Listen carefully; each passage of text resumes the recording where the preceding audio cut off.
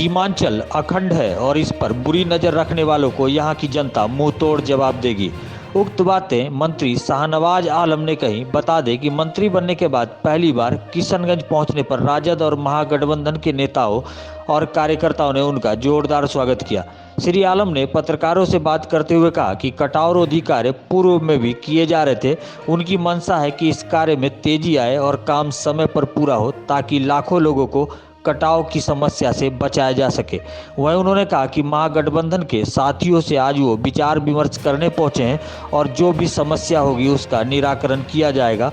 सीमांचल को केंद्र शासित प्रदेश बनाने की हो रही चर्चाओं पर श्री आलम ने गृह मंत्री अमित शाह और केंद्र सरकार पर जमकर निशाना साधा और कहा कि इतने वर्षों से केंद्र में बीजेपी की सरकार है लेकिन यहाँ के विकास के लिए कोई कदम नहीं उठाया गया।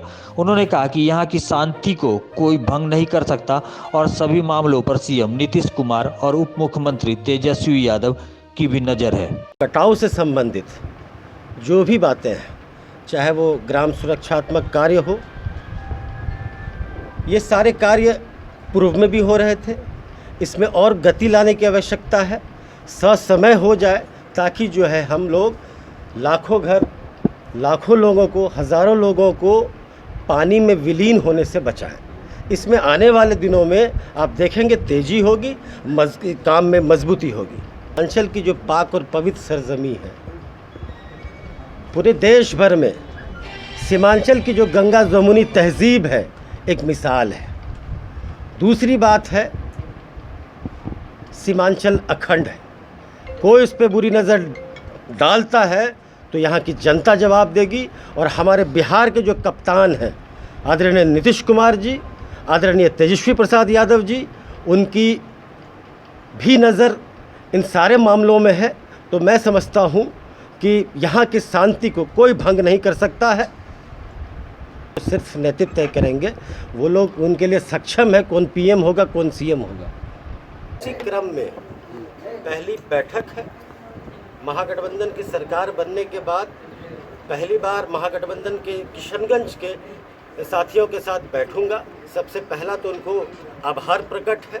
दूसरी बात है कि उनकी क्या हम लोगों को चुनौतियां हैं, उन पर बैठ करके विचार विमर्श होगा। महागठबंधन की मजबूती के लिए हम लोग को जो भी कदम उठाना पड़ेगा हम लोग करेंगे। सीमा आने वाला वक्त तय करेगा, अभी छोड़ दीजिए सब। भाजपा वालों जब केंद्र में इतने वर्षों से शासन कर रहे थे, उनको सीमांचल की बदहाली नहीं दिख रही थी, सीमांचल की बेरोजगारी नहीं दिख रही थी, सीमांचल में कोई उद्योग नहीं, वो नहीं दिख रही थी। प्राकृतिक आपदाओं का क्षेत्र सीमांचल। आज तक आप लोगों ने सुना कि केंद्र सरकार के द्वारा कुछ सीमांचल में स्पेशल किया जा रहा है? अब अजुल फजुल की सुनने की बातें की आ रही। सीमांचल पे इन बिंदुओं पे कौन बात करेगा? अमित शाह जी आ रहे हैं, हम तो मांग करेंगे उनसे, आइए, अच्छा है, सीमांचल को देखिए, यहाँ की बदहाली को देखिए, आप उद्योग दीजिए, आप रोजगार दीजिए।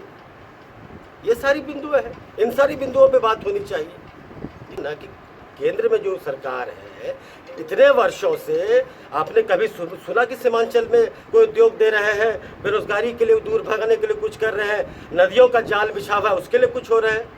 बातें तो इन सब मुद्दों पे होनी चाहिए ना। तो ये सब बेकार बातें हैं, समय आने दीजिए, सब ठीक होगा।